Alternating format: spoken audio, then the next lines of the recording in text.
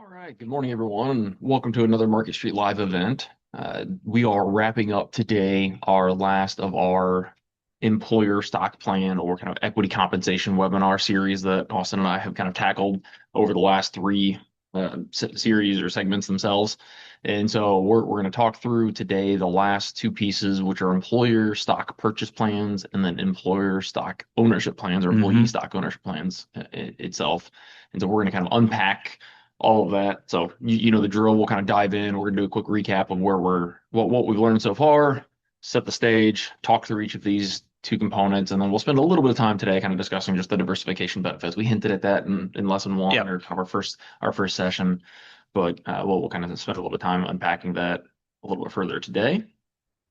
So real quick, our general disclosure is none of this should be considered investment advice for you. This is something where if you have questions about how it pertains to yourself or your portfolio, talk to your Market Street advisor. We'll unpack each of these different situations. We know that employee stock purchase plans and employee stock ownership plans don't impact every single one of our clients. It's a fairly small niche component, and we end up doing that with those individual clients, but it's a pretty small subset, even smaller than the RSUs and the stock options that we had kind of dealt with. So don't consider this investment advice. It's designed to just be educational. And quickly kind of reminding everyone, as we've done in the past, I'm Aaron Williams. I'm a senior financial planner here at Market Street and a partner, and I'm joined by Austin, who again joined us this year on the partnership group and is also a senior financial planner here in the firm. And so let's kind of quickly touch base on wrapping up the series overall. So the first time we talked about RSUs, PSUs, performance units, and restricted stock as a whole. So restricted stock units, performance share units, and then restricted stock. Those are what we referred to as full value awards. Yeah. So it was something where you get the shares once they vest, you get the entire value of the share itself. That has become way more popular over the last 20 years when you compare it to what used to be the case more in like the early 2000s, stock options, and in particular, non-qualified stock options and incentive stock options reigned supreme. Those used to be much more in favor. They still exist. They're just a much smaller portion of individuals being impacted by those today than it was 20 years ago overall. And those stock options that we covered last month, the difference between those is you don't get the full value itself. You have to purchase at a specific grant price or a strike price, the shares in order to get access to those themselves. And so you were getting a spread between what that value was on the grant date or the strike price, what it was when you bought them. That spread is kind of the mechanism. Right. And that spread doesn't necessarily always have to be in the money, right? Correct. So if your spread or your market value is actually less than your purchase price, we would consider those out of the money, or at that point, not really worth anything. So RSUs, they're always going to be worth something. There's always some value there. Stock options might not be the case. That's right. So sometimes we've seen stock options and investing and then getting to an expiration date where they're worthless. And kind of to your point, the RSUs and performance awards, they typically have a vesting schedule, and we've seen those. Once you get them, you get access to the shares themselves. So there's not really a typical expiration date that exists. But because of the in the money or out of the money play that happens with the stock options, you typically have a vesting schedule, but then usually a 10-year window from when it was granted. You can exercise at any point in time during that time frame. And so I've seen situations where the stock price was granted at a certain point, it dropped considerably in value, but then by year 6 or 7, it had actually risen back at that point in time to where it was profitable again. And then we usually look to exercise it was closer to that expiration time frame if the share price was going to go up. Today's discussion topic around employee stock purchase plans and ESOPs, these are plans where either you or the employer is basically purchasing shares for yourself. It's similar to the stock options that there is a kind of a spread component. But the difference with these is it's kind of you actually purchasing the options. You're making the election to be able to do so, whereas the other non-qualified options, the restricted stock, it was a part of your general compensation package. Right. The stock options, the RSUs, they're sort of, to your point, given to you. Yes, the stock options, you have to go out and still make that decision whether to buy or not to buy, but they're part of your comp package. Right. You are given these. You can't really elect yourself out of them. Um, Yep. with the employee stock purchase plan, this is more of an employer benefit package, meaning you kind of enroll yourself or not enroll yourself in it. That's right. Yeah, and very often when you're making the election on how much you're going to do into an employer stock purchase plan or employee stock purchase plan, that's during your open enrollment as well. Exactly. It's something that's during open enrollment, similar to making your health insurance elections. How much you're putting into an HSA? What are you saving into the 401k? Employee stock purchase plan is kind of the same thing. You get to elect up to doing that. So we'll kind of set the stage of just real quick before we dive into kind of what we're going to cover today. Just a reminder for what we talked about last time around the non-qualified options and the incentive stock options, the ISOs themselves. The spread is that value that you end up getting. The difference between what's the strike price or what a price was typically when it was granted at that point in Mhm. time versus what it's going to cost you to purchase it. You get that value. That's basically the income that you'll get. And then as opposed to how RSUs and PSUs happen on the timeline that's given to you when they vest, that's income to you. Yep. You get to control when you get to recognize this income when it comes to stock options itself. And then the difference between the non-qualified options and the ISOs is you can change the tax implication depending on how long you end up holding it. So with the non-qualified stock options, if you exercise it right away, it's basically ordinary income of that spread. The incentive stock options, if you exercise it but you're holding the shares, you actually don't recognize the tax the year that that occurs. It happens when you end up selling it. And if you meet the qualifying events, you get more favorable tax treatment. Sure. You get long-term capital gains treatment. So if you've got questions or need reminders, we would point you back to last month's webinar from May, where we kind of covered that itself. And today we're going to go and shift from things that are granted or given to you to something that you're actually electing to purchase itself, and then how that concentration starts to kind of build up from there. So why don't you walk us through what we're Yeah. going to cover today, and then we'll start unpacking each of the two different main plans. Sure. So we've kind of broken this up into four sections, like Aaron kind of said, two main sessions, the employer stock purchase plan and then the employee stock ownership plan. Two other things we're going to quickly touch on are just three big ideas that we hit on webinar 1 and 2 that are also applicable here. Right. And then at the end, we're going to wrap up, and we've mentioned it already before, but we're going to hit again diversification and why that's important. Yep. Got it. So, three ideas that we've kind of already hit on, but are still applicable and still important here. The first is vesting and exercise. With ESPPs and ESOPs, you're still going to have some vesting rules that apply, especially for the ESOPs. The withholding gaps, same thing here, especially on the ESPPs. Um, if you are if you are taxed as a bonus or RSUs or any of this extracurricular type of income, that's typically withheld at a flat 20% for federal. Right. Right. If you're in the 32 or 37% tax bracket, you're going to have that big gap between those. Right. You still owe the tax. You still owe it, yeah. We often refer to that as, tax bomb or just tax surprise. So talk with your planner, talk with your CPA, and kind of have a plan for what to do with that, whether it's quarterly taxes or just knowing at the end of the year you're going to have some extra cash. Yeah, and sometimes depending on the size of it. So it's less of an issue typically with the employee stock purchase plans because there's a cap on how Sure. much value you can end up doing in that case. But especially with the RSUs, the ESOP, or excuse me, not the ESOPs, the RSUs, the stock options themselves, when that gets to be a large portion of your income, you can run into situations where if you're only being withheld at the statutory 22% and you are in the 32, 35, 37% tax bracket, owing a lot in April can lead to a penalty. Yep. And so a lot of times what we've talked with clients about is, hey, let's work with your accountant to get an idea of should you make estimated tax payments, or the other option is just increasing the withholdings that come out of your typical pay. So you realize you're going to have these once a year type income influxes.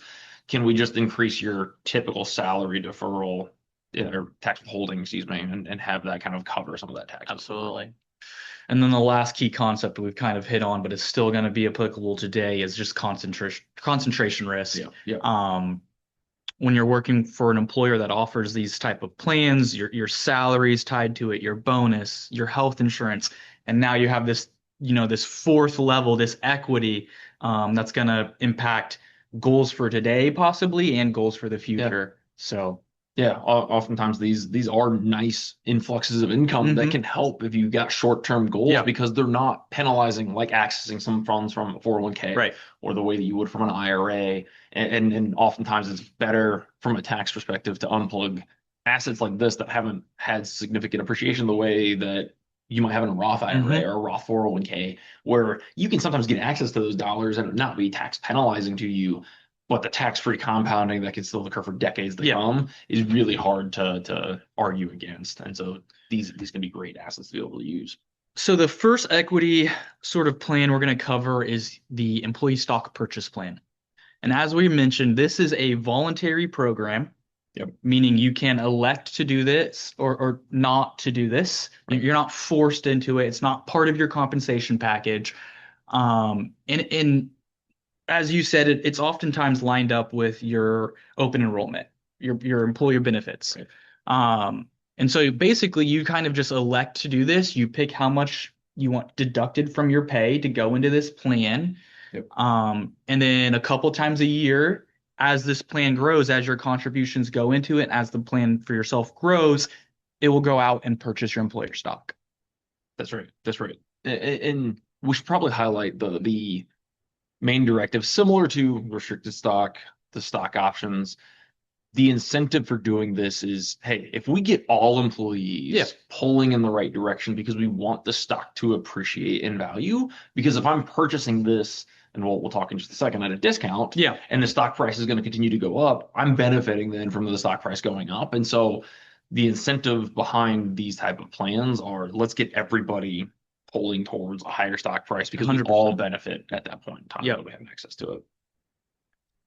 So, real quick, what is the main difference for an employee stock purchase plan in like a stock option that we know we have kind of a fixed buy like purchase Yeah. price? What's the incentive here with the stock purchase plan and what value do I get? 100%. Or even just why not just take some of your money and go buy your employer stock out on the market, Yeah, right? Like yeah, what is the differential? What's the difference?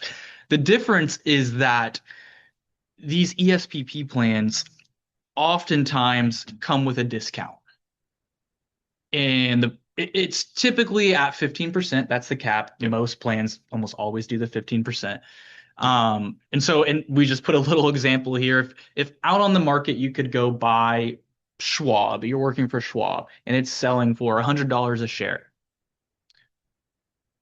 Or if you could elect into your SPP, you could go buy that same Schwab stock at a 15% discount. Instead of buying it for 100, you can buy it for 85. And you have an automatic built-in 15% gain. that's pretty decent incentive for Yeah. me to go out and buy some of my employer stock because I can turn it around and sell it pretty quickly then Hmm. and get that 15% bump right away. So that's yeah, to your point, there's a cap Yeah. that exists on these, and it's the maximum discount you can get is 15. I have typically seen mostly for any clients that I've worked with, 15 is very much the most common Yeah. discount that kind of exists. I have seen some at 5. Okay. And so it's not a situation where it has to be the 15. Sure. It tends to be the most common example itself. But you're right. The idea behind this is let's go through and if I can incentivize you to purchase more of the stock overall and you want everything to keep going up, here's a small discount that allows you to get some immediate tax Right. benefit overall on kind of that appreciation. Um, and with any, pros, right? There's always some sort of limitations, just like a 401k plan, you get the tax benefit, Yep. Yep. but then there's, you know, limits on how much you can put in, limits on when you can take it out. The only limiting factor here is that your contribution is capped at $25,000 a year.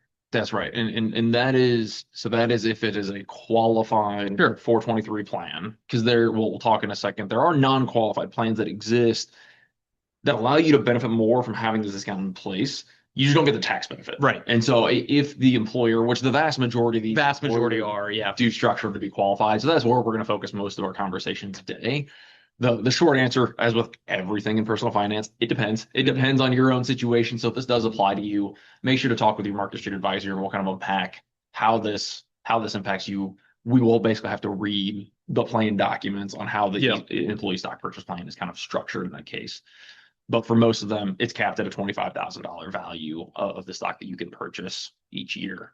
And the other component of it is typically you have a period that you're purchasing these shares Right. themselves, and that can range from a few months to a couple of years.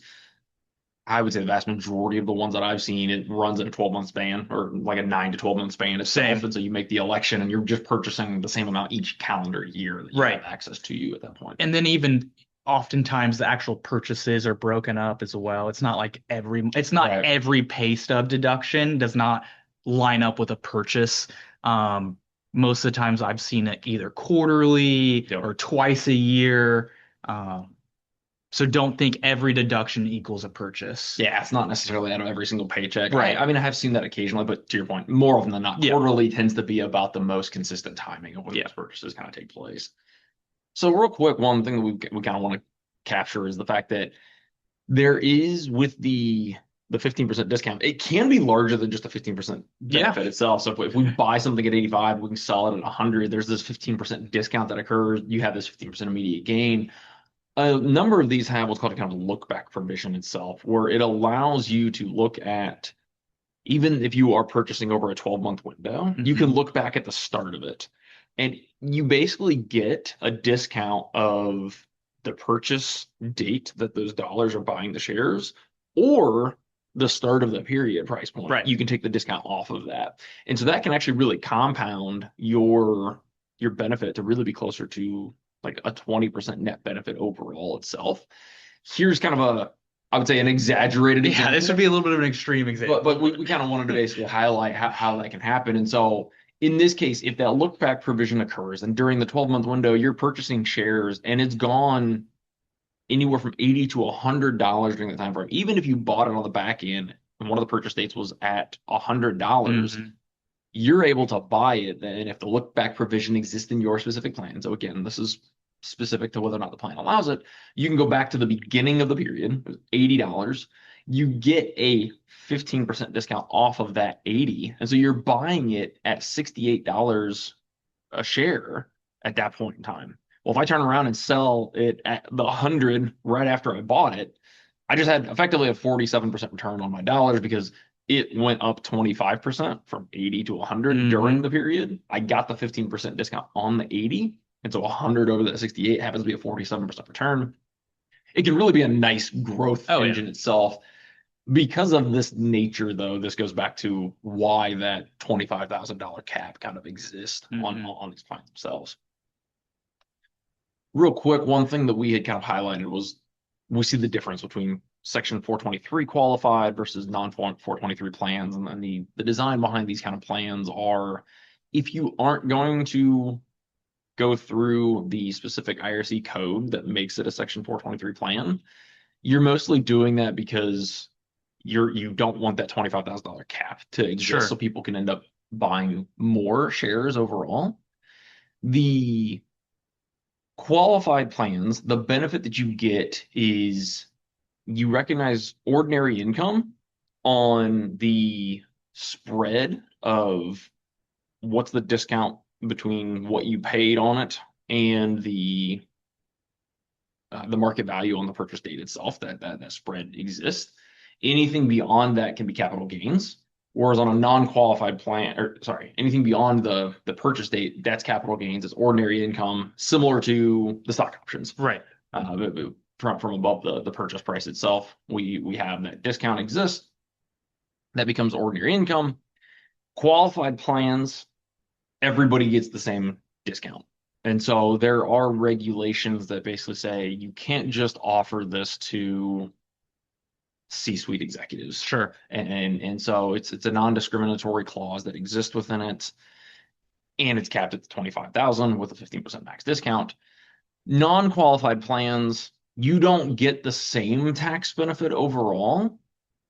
The discount is all at ordinary income, and it is the same on between the discount of the purchase and the purchase price overall. But the main reason that companies exercise this is really if you want to offer it only to a handful of Certain employees, employees. you want to incentivize, maybe your sales staff, your C-suite Yeah. executives, et cetera. And then you don't run into the same kind of cap that exists. You just don't get as much of a deduction on the tax side of Right. things that you have with a qualified plan overall. And what ends up making so that was the idea behind a qualifying plan and a non-qualifying plan. This slide is kind of on the difference between very similar to the ISOs, Yeah. having a qualifying disposition and a non-qualifying disposition. And honestly, the rates or the years are about the same. Pretty similar, yeah. So basically, you get the offering date, the grant, you have the ability to purchase. You have to hold the shares for 2 years from that offering date or that grant date itself, and then greater than 1 year from the purchase in order to allow capital gains to exist. So it's 2 years from the offering date or the grant date. Yep. I would, my guess would be not a lot of people realize that because that can be, It's a long period of time yeah, for that to occur. And to your point, many times we don't have individuals that hold it for that long of a period of time hmm because you're recognizing ordinary income either way right. on the discount. And if you have a lot of times employee stock purchase plans, you have other equity comp that's coming That's in coming here in. Yep. too, whether or not it's RSUs or performance share awards. And so a lot of times this is kind of I would say this is the plan that we end up seeing individuals not try to hold that qualifying disposition because it is a small dollar amount. Since you're capped at the 25,000 of value, the difference in taxes of waiting basically a full 2 years from when it was granted to you is not that large. Yeah. And you have such a good built-in rate of return already Right. that if there is always the risk if you continue to hold, some of that gets eroded away. Yeah. And you recognize that income Right. on the discount that exists. Now, the one benefit of if you do hold it during the time frame is if it say it does drop in price at that point in time, the ordinary income isn't necessarily it's lowered Sure. on the gain or the discount itself. So let's go back to our example of I bought it at 85, it was worth 100. hmm If between when I bought it and sold it, it dropped from 100 to 90, well, now I don't pay the tax on the 15 gain. It's Sure. only the $5 gain that exists. That is the benefit of holding it during that time frame versus if you sell it in less than a year from kind of that purchase date or less than 2 years, you're recognizing the full 15. That Mm. full 15 is income, even if it did drop in price when you decided to sell it. So there is that slight incentive. But again, this oftentimes, when you look at a full financial picture, is the least incentive Yeah. to hold for that full period overall. And we kind of just covered this on the previous slide, but just specifically honing in on the tax side of things, similar to the stock option or the incentive stock options. When you are enrolled and you get these granted, no taxation that occurs yet. When you purchase them, no tax at that point in time. We're deferring it until the eventual sale. So incentive stock options, we agreed to purchase and pay a certain price point. Right. And then we recognize tax when we ended up selling it. And depending on if we made it qualified or non-qualified, we had the tax implication that occurred there. This kind of works the same way. If you're holding it and then you end up selling it and you met that 2 year from grant and 1 year from the exercise of the purchase date, we get the benefit of ordinary income on the exercise or the discount or the gain that exists if it dropped in price. The rest is all long-term gains. Non-qualified plans or non-qualified disposition that exists there, it's all ordinary income at that point in time. So high level, maybe to summarize this, qualified tax benefit, you're going to get a split between ordinary income and long-term capital gains. Hopefully a big chunk of long-term capital gains. Right. Non-qualified, it's all ordinary income. Exactly. That is the cleanest way we can Yeah. summarize those two components overall. Okay, so what do you tend to see most when it comes to people implementing actually buying and exercising these shares? For me and my clients, and you've hit on it already, Aaron, for me, my clients, oftentimes this is a smaller dollar amount. They have other equity comp coming in, Yep. RSUs, non-qualified stock options that require a lot more planning, a lot more nuance. The tax benefits there, the tax planning there Yep. is going to be way more important and outweigh anything here. So for me and my clients, it's often obviously take advantage of the plan. It's a 15% discount, Yep. but we oftentimes just sell immediately. Got it. As Yep. soon as Yep. as soon as that purchase goes through, you now own the shares, typically sell immediately and don't go through the qualifying disposition. Yeah. Um, what do you typically see? That tends to be a lot of times what we've ended up doing. And you can oftentimes, depending on where your employer has the employee stock purchase plan, you can even make those elections basically automatic Hmm. of just as soon as I make the purchase, I want an immediate sale and do that. And it'll basically be what we've referred to previously as like a cashless exercise. Yep. It sells it, the tax withholding, that typical 22% kind of statutory rate gets withheld, and then the rest we end up applying at that point in time to uh, short-term goals that end up having or diversifying out into other Hmm. positions overall. So immediate sale tends to be the most common approach. Sure. What's the other option that people end up doing?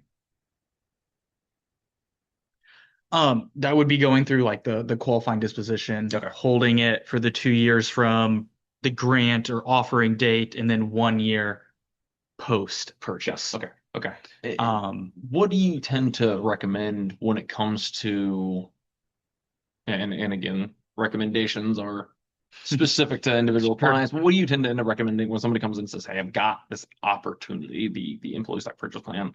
How much should I end up putting in place into or purchasing overall?"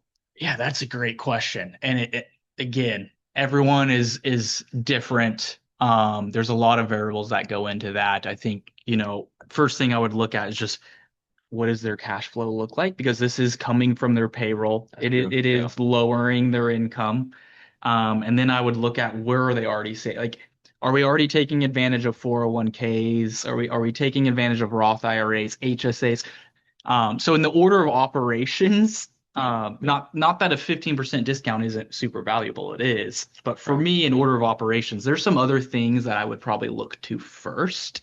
Yeah. Um, Yeah, how about like I you? said, yeah, I'm largely in the same camp. A lot of times it's, when it comes to employer matches that exist, Mhm. for example, that can often be 100% or a 50% return on your dollars Right. when it comes to getting funds into there. So we tend to prioritize the employer plans, HSAs that exist, and potentially the Roth overall. Yeah. But this does have a play, if you've got great cash flow, Hmm. getting the discount is even if it's just going to be, hey, we know we're going to take it for the immediate flip, that could be pretty That's good. a great flip. Yeah. I mean, that's going back to short-term goals. This could be a really great tool to help fund Yep. a car purchase, bathroom remodel, something along those lines where at the beginning of the year, I'm going to put $25,000 into this thing. Yep. By the end of the year, fingers crossed, I should at least have a 15% gain, if not more. Next year, I can use that money to Yeah. deploy to some sort of short-term goal. Yeah. And you just have to basically do some of the planning of when we're doing that during open enrollment. We know kind of what that Yep. overall target ends up being itself.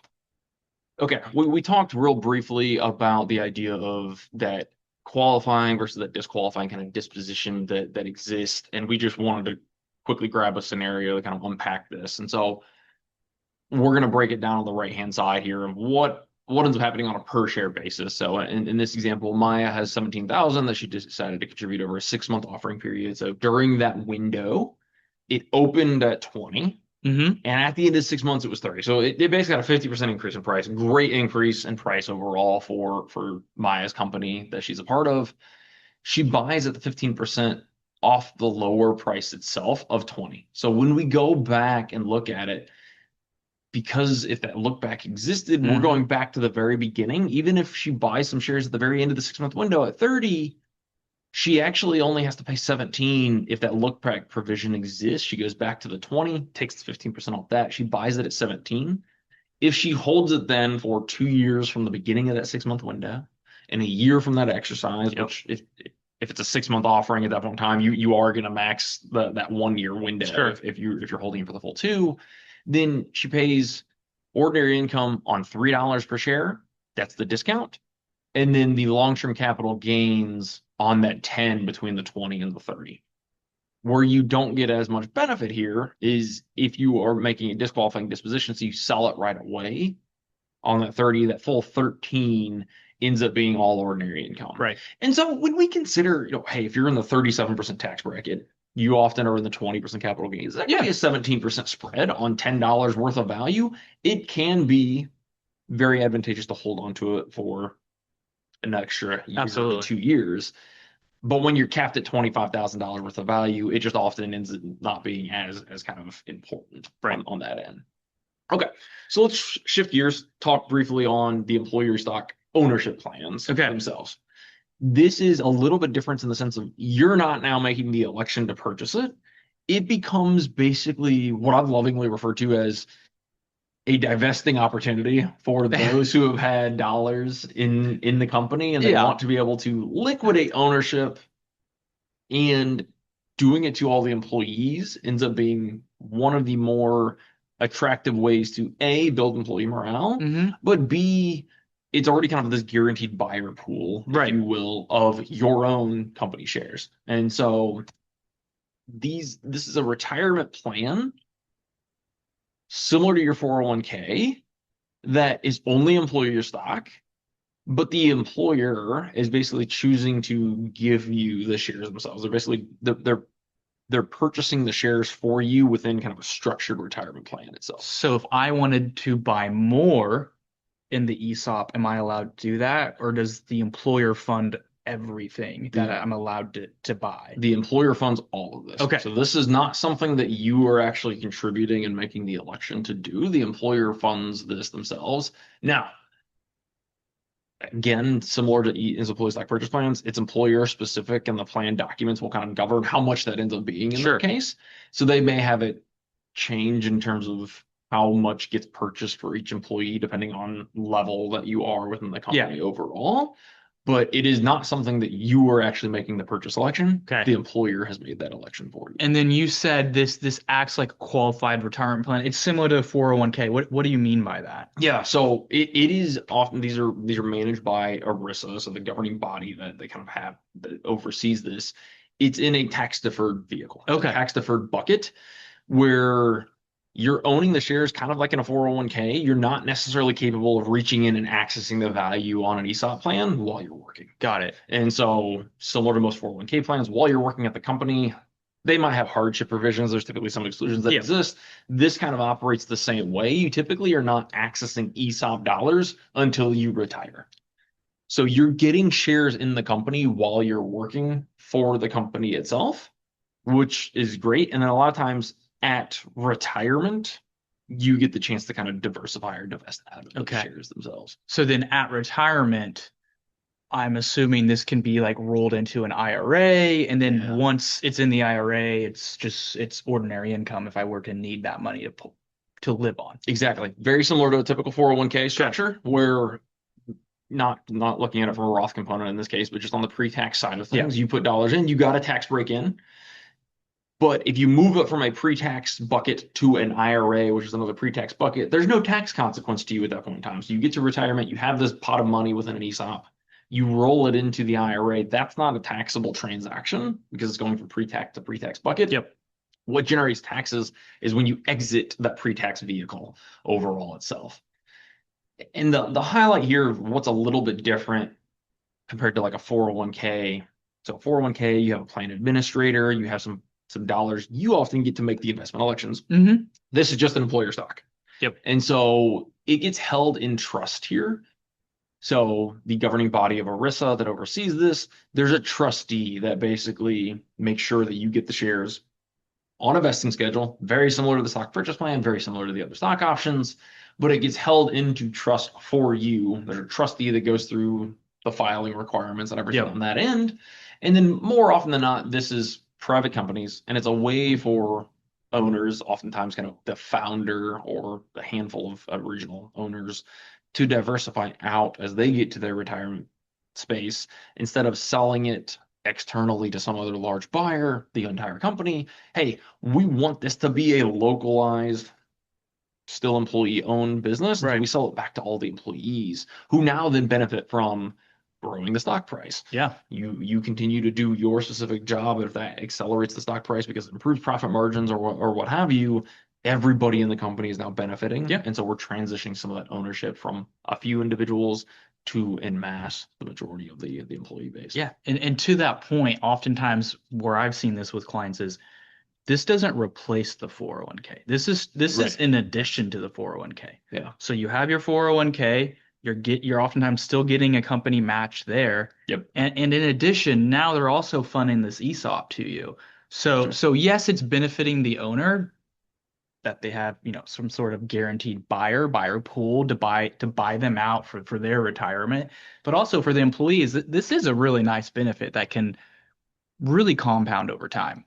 Yeah, absolutely. Especially, if you've gotten in early in a Hmm. company and you've had shares that have sat there and kind of allocated and continued to grow. I mean, I don't know, some of these larger private names that are Hmm. recently, going public in the way of SpaceX or kind of Anthropic or OpenAI. But if those ESOP plans, if they had ESOP plans themselves, I mean, some of those employees who may have had ownership shares very early on can have some significant price Right. appreciation with looking at $1 trillion valuations that are kind of leaving.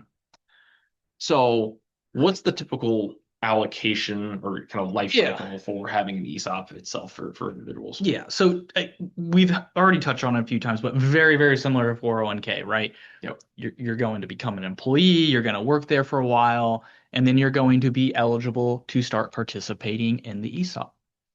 They will open a trust or an account for you, and then they'll start allocating dollars or shares in your name. And oftentimes it's a percentage of your income, just like a Yep. 401k match, Got it. 3%, 5%, 6%. Um, and then you're not able to access those funds until retirement. But in addition, those shares aren't all yours. Just like an employer match, there's oftentimes a vesting schedule. Right. And we've touched on this in earlier webinars, but it could either be a cliff where you have to work there up into a certain point and then you get all of it, Right. or it could be graded where you get 20%, 20%, 20%. Um, a differential though between a 401k and I think the ESOP is this diversification option. Yeah. And this is very nuanced. A lot of people don't know, they don't really know that this exists, but in an ESOP at age 55, the government does give you the option to say, okay, you're nearing retirement. This is probably a decent part of your retirement plan. Yep. You now have the option to de-risk or to rebalance, to diversify out of some of this ESOP. Got it. Okay. So that's huge from a diversification Right. perspective because typically if I've been working for a company for a number of years and I'm in my mid 50s at that point in time, I've probably accumulated a decent bit of wealth just in the Mhm. company name itself. And so having the ability to kind of de-risk that as I'm getting closer to retirement may Right. be appealing to me. And then final stage here is distribution. Basically, at retirement or separation, you have a couple options. You can take it all out as cash, which we probably wouldn't advise Right. doing that, Yeah. but Yeah. you can roll it over, like we talked about, to an IRA. Or there's this very, very cool planning tool called NUA, which we have Mr. Expert over here that can touch on that. Unrealized appreciation. It's one of my favorite tools that exists because it can be a significant tax boon for individuals if you have a large portion of company assets or company stock in a qualified retirement plan. It only exists within qualified retirement plans themselves. And it's basically you take the cost basis, so what the shares were purchased at, Okay. that becomes ordinary income. You have to, so the rules on this, there's a lot of multiple steps. We probably should do a separate webinar Yeah. specifically just to this overall discussion because it's a very nuanced component. But you have to be very specific on what's your order of operations at that distribution stage or that kind of retirement window overall. But taking the funds, you get shares transferred to you. So you're not selling them to your point. When it comes to liquidating this, if you take it as cash, a lot of times you're foregoing this opportunity for NUA. But when it's a retirement plan that has just employer stock into it, if I receive all the shares, I can take those in the year that I have a life-changing event. Okay. Separation or retirement in this case tends to be one of those. If I take all the shares and I put them into a brokerage account, so I've now left my tax deferred bucket. So I've Okay. triggered a taxable event. Very important when it comes to looking at this, especially if it's something where you're retiring earlier or late in the year when you want to make this transaction occur. I've now made a taxable event. Right. So I take all the value of the shares themselves. Historically, if I took that as cash, say I had $1 million in employee stock. But over the years, we only paid 350,000 for all of that. If I cashed all those out at $1 million and I paid myself $1 million, put it into my brokerage account or the bank account, that's $1 million taxable event. That is a huge spike in overall income. Mm-hmm. In UA, net unrealized appreciation, if during that time frame, all of the purchases only accounted for 350,000, if I take them as shares, I'll recognize the $350,000 worth of income, but then eventually in the future sell it at the million Mm-hmm. value that it is, Right. that's long-term capital gains. And so it's like I bought them in a taxable brokerage account. That can be a huge That can tax be benefit. huge tax. $650,000 at capital gains rate versus ordinary income rates can Mm-hmm. be a massive spread for individuals. And so this is one of those things where as you have ESOP plans, if they start to become a sizable portion of your retirement, we want to make sure we're talking before you separate from Right. service and make this decision to kind of end up making some adjustments overall. You had kind of highlighted the 55-year-old window. Yeah. There is a provision in 401ks that allows you at 55, you can typically take what's called substantially equal payments out of a 401k. You can get funds out of it and kind of uh, do so at a better tax, not be penalized because you're pre 59 and a half at that point Sure. in time. In your case, what you're kind of referring to here is we're diversifying out of the company stock overall. It's over a 10-year window. Mm-hmm. And I'm able to do that without necessarily being at the retirement stage. So Right. I don't have to retire at 55 before I can start divesting out of this. And oftentimes, it's not really a taxable event because I've seen it where Right. it essentially just moves into your 401k is oftentimes how the logistics work. That's right. That's right. Yeah. Yeah. So it's a purely diversified window that exists. The NUA component. So we did grab a slide that we decided to put together of kind of what happens in this case. So let's take my numbers and kind of shift them just slightly of let's cut them in half and say in-kind distribution. So when I retire, if I basically have at this point $500,000 worth of company stock, Yep. the cost basis, all of the purchase that occurred to get me that $500,000 worth of company stock was only $100,000. So the stock price has gone up pretty considerably while I've worked there. And I retire. The benefit that I have instead of recognizing 500,000 at ordinary income rates, which could be up to 37% depending on your tax brackets, I only recognize $100,000 in that year at that higher tax bracket. And then I move the company stock into a brokerage account. So similar to a lot of clients that we have that have taxable either individual or joint Sure. brokerage accounts, these move into one of those. It could be a trust account as well. You move into one of these particular accounts, you hold it, you recognize the cost basis as income when that transaction occurs, because again, you're leaving the tax deferred wrapper, that bucket that exists.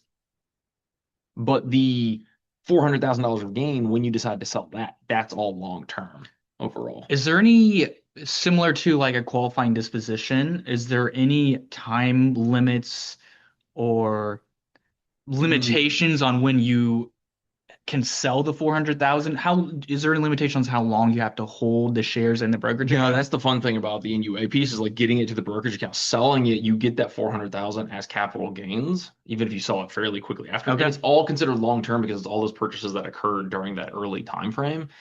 There is one very critical component on if you're structuring an NUA is if you do that, from the moment that that event occurred, the account has to be completely liquidated within a 12-month window. And The ESOP so has to be. ESOP has to be liquidated. It's not a situation where you're doing this and you're leaving dollars in the ESOP Sure. because you will null and void your entire NUA approach that you're doing at that point in time. And that's going to trigger everything being ordinary income because you took it out of the tax deferred bucket or that tax deferred wrapper. So here's kind of looking at the previous example, kind of the difference from a tax perspective that exists. If in the previous example, we had the $500,000 company stock, cost basis was 100. So the unrealized, the unsold or kind of appreciation that occurred within the price is 400,000. If he's in the 32 versus the 20% capital gains bracket, the year that we take the 500,000 out, we recognize 32% in taxes on the 100,000 of basis that came out.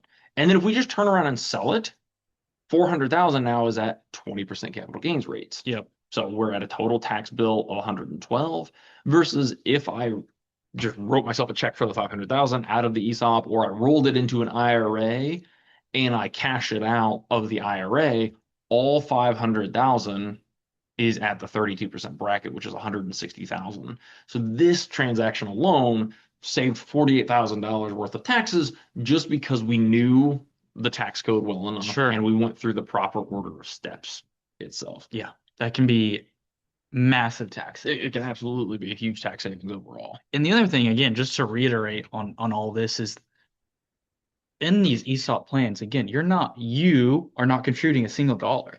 That Right. $100,000 of basis, that's all company money. Absolutely. Yeah. So Yeah. So it was all value that the company provided to and right. for you at that point in time. The other thing with NUA that will kind of highlight is this happens in 401ks too. Okay. So it can happen within a 401k, but in a 401k, you're electing the investment election. So it's if you elected You to have to purchase the shares sure. themselves, whereas in an ESOP, the shares are automatically purchased for you. So we tend to see NUA work more with ESOPs than we do with 401ks because a lot of times employees are not buying an extreme amount of Yeah. company stock within their own 401k, whereas ESOP, that's the only option you have. Yeah. It's basically just company stock itself. Okay. So lastly, we're just going to kind of quickly touch on the idea of diversifying out of these kind of concentrated stock positions. What does that mean? What does that look like?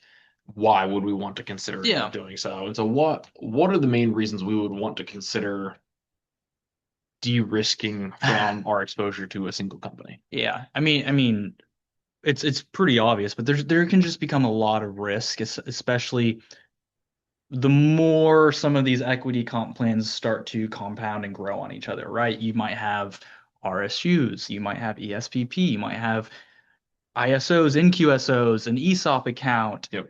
your salary, your bonus, your 401k, all of this is tied to one company.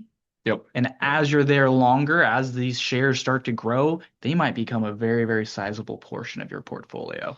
That's right. That's right. And so we oftentimes start to have that conversation around, if you get 10 to 20% of your net worth Yeah. or your portfolio is kind of tied up in one company, you can have some pretty substantial swings overall. Yeah. The adage we oftentimes will use is concentration oftentimes can build wealth, Yep. Sure. but the preservation of that wealth often is done best through diversification. 100%. So if I've got salary, stock purchase plans, and RSUs, what are the main ways that we typically look at having that conversation when it comes around to how do I diversify out of this large exposure to one single company? Yeah. So oftentimes it starts with just having a discussion with the client of how do they feel about it? What sort of timing do they want to? And then we take it from a tax perspective as well of are they in their higher income earning years? Yeah. Are we close to lower income earning years or maybe even retirement? So there's a lot of variables that play into the actual trigger and plan of how to do it, but some of the ways is just systematic selling, right? I believe this what applies to RSUs mainly. It can happen with RSUs or even systematically. So in terms of systematically selling automatically when you have the shares granted, Yeah. yes, that is very much structured as a pre-scheduled plan. So Right. known as a 10b5 Okay. Yep. plan. And then in UA, we've already talked about charitable giving or a DAF is very, useful. Yep.